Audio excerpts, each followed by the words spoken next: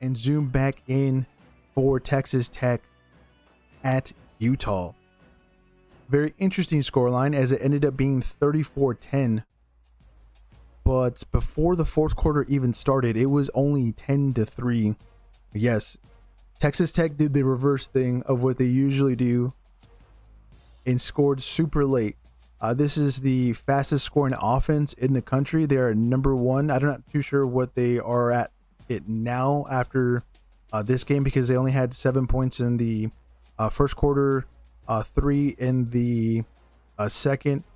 They were averaging 38, if I'm not mistaken, going into this game. So that probably is going to throw that number down a little bit. But that's kind of like what they love to do, is score early, coast off of that lead, allow their opponents to make mistakes, force them to do things they don't want to do ultimately. And that kind of happened here in a way. I think this is a very, very sloppy game from both sides. I don't think it's also defining that Texas Tech is anything special. I think there's better teams in the Big 12 that a lot of people haven't seen to be proven to be the best team in the conference yet. They still have BYU down the line. If I'm not mistaken, there's also TCU on the docket. Actually, let me double check to see if I'm actually correct about that. They have Arizona State, BYU, Kansas State might be a tricky game. Who knows what that program is going to be towards the end. And then West Virginia by the end of the season might be also a tricky team. And then they have Houston and Kansas up next. So there's a lot of time to show that Texas Tech probably isn't the best team in the conference, even though I think they have probably the best chance to at least be that number 2 team in Arlington by the end of the year. This offense looks pretty good with and without Baron Morton, who had an excellent night. This game also continues the winning streak for Texas Tech over Utah that goes back to the 70s. They're now 3-0 overall against the Utes. And Joey McGuire, I think, had a great night. His defense had an even better night. I was really impressed with Jacob Rodriguez. Not that it was like the first time really watching him, but to have him go up against an excellent team, they did a really, really good job. He also had a great game last year against Arizona State. So it seems like when he plays these former Pac-12 teams now in the Big 12, they're doing really, really well, or at least he is in his performances. But again, it was a really ugly game. I think it was a total of 6 turnovers, 4 for the Utes. They had 2 fumbles for loss and then 2 interceptions. One of those interceptions, I was just so over watching Dampier after that, because I knew it was like, this guy's going to be just scrambling around. He should be throwing the ball away. But he made some really, really bad mistakes. And then Texas Tech had 2 interceptions themselves, which is kind of understandable because of the volume of passes that they have. So I would kind of give them more the benefit of the doubt. But before Baron Morton came off the field, he had a kind of just bad game overall. He had a QPR rating below average at 29.6. He was, again, not having a great night than he usually has. But the big freshman, Will Hammond, comes in clutch. He had 169 yards with 13 out of 16 attempts completed, 2 touchdowns. He was averaging 10.6 yards per completion, which is some, again, nasty stuff there. Again, 2 touchdowns, 96.3 QPR rating. I think out of all the quarterbacks that we are going to talk about in these reviews, he had the best performance, and it was only from a small sample size as Baron Morton went out. I don't think it was a targeting call, because it was more or less a defender holding his ground. What are you going to do when a quarterback is diving forward a little bit late there, and then on top of that, you don't even take an extra step. You kind of just adjust your pad level, lower it enough to where you're going to be able to take a hit. And that ultimately knocked out Morton, which was kind of a blessing in disguise, unfortunately, to say that out loud, for the Red Raiders, because Hammond comes in, who had a couple of packages for running stuff for the Red Raiders earlier on in that game. But on top of that, A lot of people forget that Baron Morton wasn't there all spring. He was injured throughout the preseason, and allowed Will Hammond to get a lot of reps and a lot of acclimation to the offense and kind of understanding it. So that was like another blessing in disguise in the offseason that came in clutch here on the road in Salt Lake City, and he absolutely did. He was throwing some balls that I was like, are we sure that's not Baron Morton? And then the freshman was the guy starting. Like, he was squeezing things into some small windows that I was like super impressed. His second touchdown in the red zone, he had to throw it over. Oh, actually, I'm thinking of Mendoza, but I'm pretty sure he had to squeeze one in there in a nice tight window. And then there was another one that helped move the ball. I think it was on a 3rd and long, where I was like, damn, this kid is going to be something special in the next couple of years. And we'll see if he somehow, some ways takes over the job, which is kind of weird because that's what happened to Baron Morton a couple seasons ago when Tyler Shough, who's now with the New Orleans Saints, he lost out to the job. I think it was because of an injury. Morton comes in, kind of takes it over, and then becomes the new QB1 for the Red Raiders after that.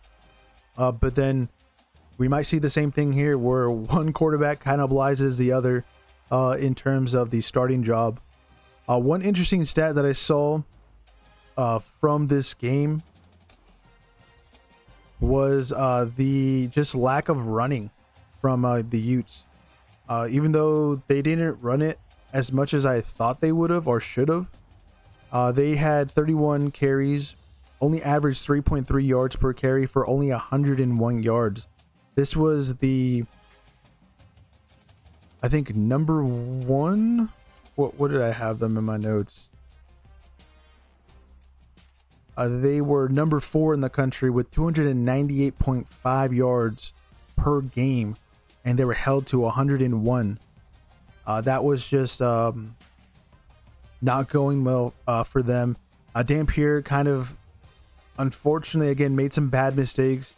And then on top of that, Texas Tech did a really good job in creating 3rd and long scenarios to force a lot of bad passes. And that was ending up being one of those interceptions where Dampier probably should have thrown it away, throws it up, and then a safety for Tech picks it off. That was just the thing that plagued them throughout this. But another one that was kind of scary to watch was the amount of penalties that Texas Tech had. If I'm not mistaken, they had like 5 to 7 false starts for a total of 14 penalties for 122 yards. I don't think they'll have that same kind of issue again on the road because of Utah and the environment that they bring and the amount of noise that's created in that stadium. But it is a little bit worrying for kind of other penalties besides those, because it would have been still like half the amount. And it probably would have been even worse in terms of yards, like ratio wise. But we'll have to see. Tech still has, again, a lot of tough opponents that I think maybe people are not taking too seriously. They'll have Houston up next again, and then quite a few other Big 12 teams. You know, Arizona State beat Baylor this past weekend in a real fight over there in Waco. I'm expecting Arizona State would also want to welcome Texas Tech, who, you know, forced a lot of penalties onto them last year when they played each other.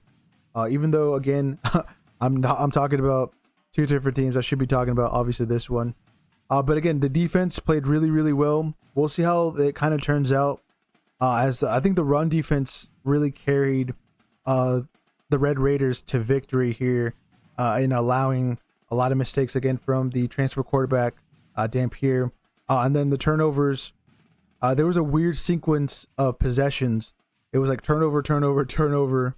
And then I think eventually Tech ended up scoring with like a field goal. It was a very slow start to this game. Definitely a defensive clinic there in the first half. And really in the third quarter, there was 0 points scored there. It was only really in the fourth where Utah's defense kind of broke down and wasn't kind of giving any kind of love from their offense with points. And that was kind of the end result of why Utah fell 34-10. I think the scoreline again is a little misleading. Some people saying that, yeah, they blew them out, but scoring 24 points is not the kind of usual you'll have, I think, against Utah late in games, especially if the offense should be scoring a decent amount. They'll probably adjust their game plan after this. And then on top of that, I don't think they're really going to run into another Texas Tech, who, opened up the scoring really well as well. They had a big touchdown early on for that first 7 points that they had. I think it was on it was actually on their first drive. I thought it was on the second one. But they hit a home run through the air. Morton, just a simple, I think it was a simple slant route that got his receiver on the run and then took it to the house. That was kind of what you expect from Tech. These really clever passing routes. As long as you can get your receiver in a winning position, you can make some magic happen. That's what kind of happened here. A lot of magic. As again, Tech wins 34-10. Unfortunately, we got this one wrong. We had Utah winning by 12. Didn't turn out that way whatsoever. We thought Utah's defense would have gotten to Morton and causing him some problems, which they did.